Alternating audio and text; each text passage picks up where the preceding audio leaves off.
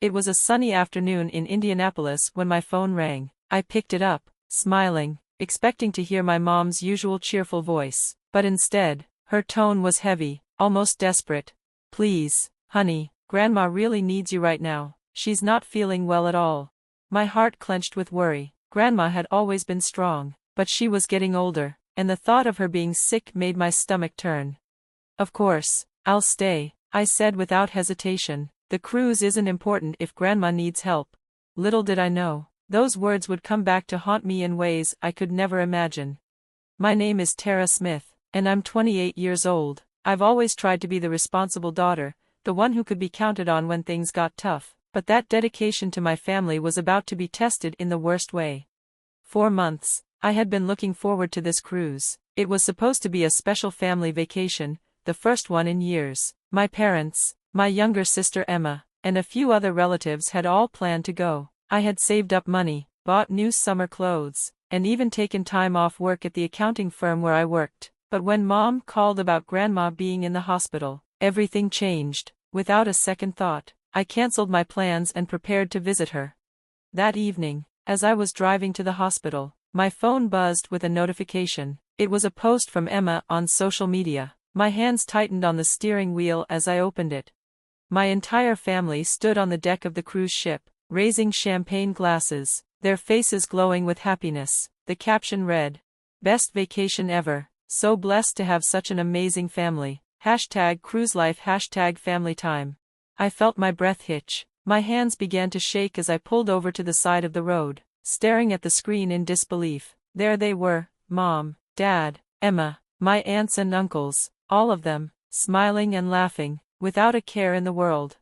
They had lied to me. They had deliberately left me out of the family vacation, using my love for Grandma as an excuse.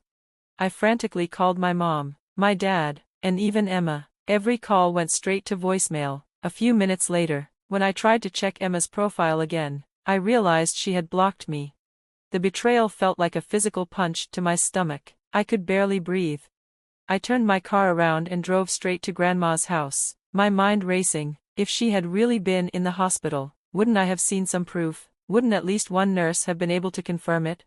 When I arrived, her lights were on. Confused, I knocked on the door. A moment later, Grandma opened it, looking perfectly healthy. "Tara, sweetheart, what's wrong?" she asked, pulling me into a warm hug. The familiar scent of her lavender perfume made my eyes well up with tears. I sat down in her cozy living room, and the truth came pouring out. The cruise, the lies, the way my family had used her name to trick me. "I don't understand," I choked out, wiping my eyes. "Why would they do this to me? Why lie about you being sick?"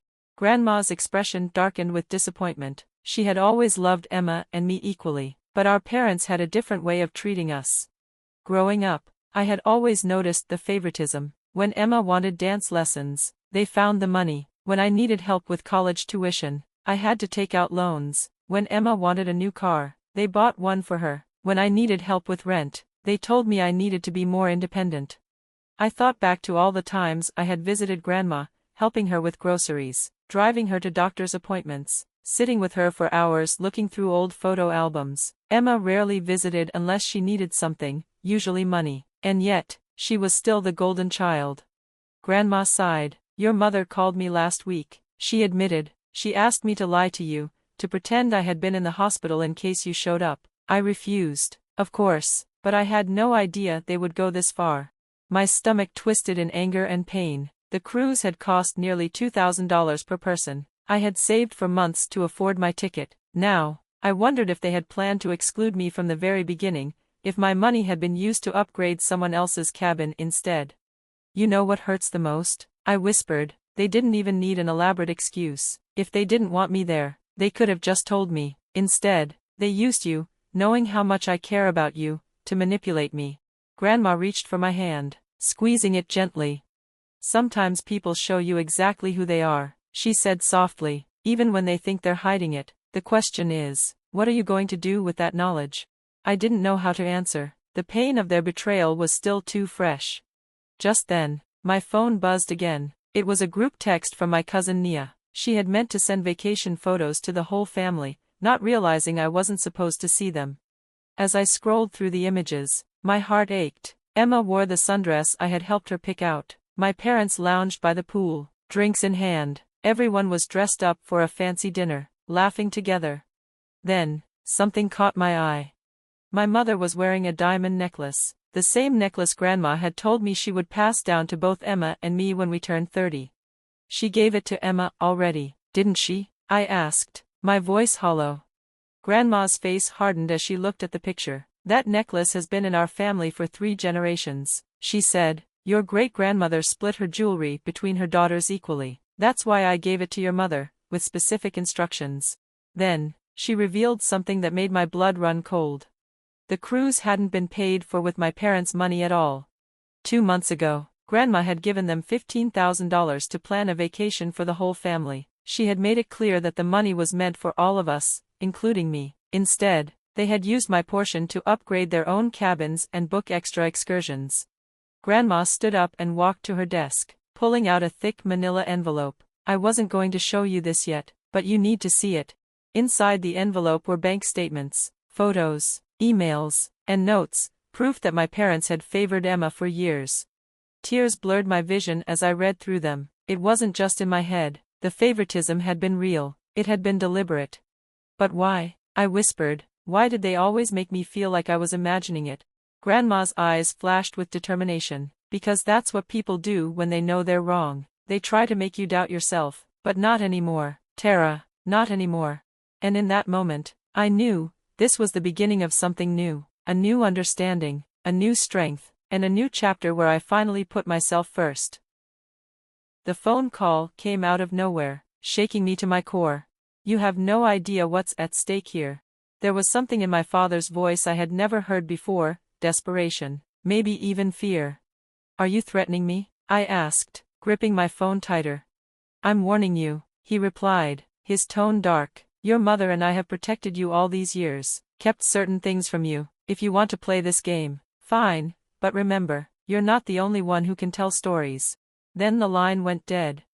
I stood frozen, staring at my phone. My mind raced with questions. What had they protected me from? What stories could they tell? More importantly, why now? Why this sudden need to control the narrative?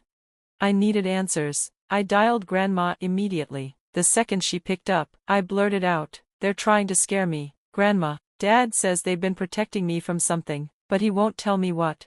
A long silence stretched between us before she finally spoke. Her voice calm but firm. Go to your email, she said. I'm sending you something. It's time you knew everything. My heart pounded as I grabbed my laptop. My hands trembled slightly as I opened my inbox. There it was, an email from Grandma with the subject line, The Truth. I clicked on it and opened the attached document. My breath caught in my throat.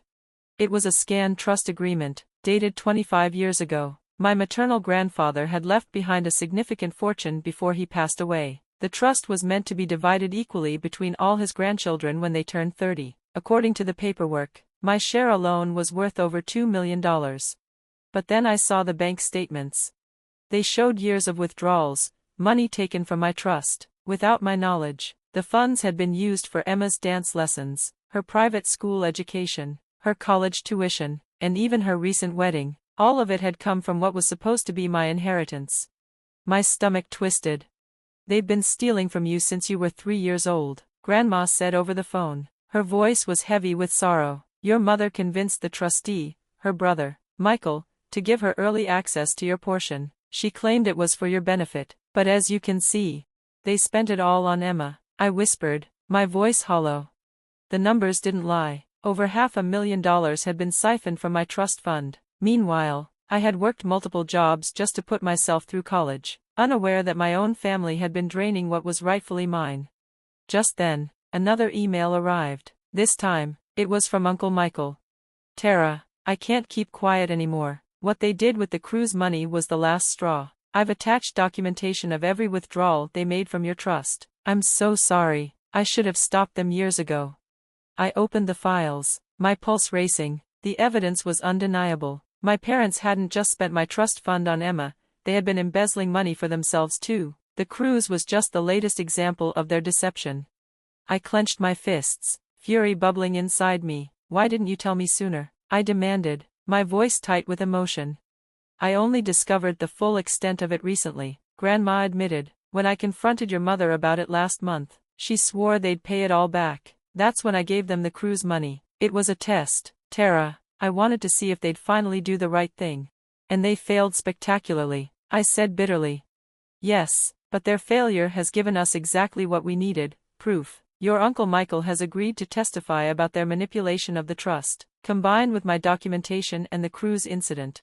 We can take legal action, I finished, determination rising in my chest. Better than that, Grandma said. There was steel in her voice. We can make sure they never hurt you again. Check the second attachment in my email. I clicked it open and gasped. It was Grandma's will, recently updated. She had made me the sole heir to her estate, which I now learned included controlling interest in the family company, where my father worked as CEO. They're about to discover, Grandma said firmly, that their actions have consequences.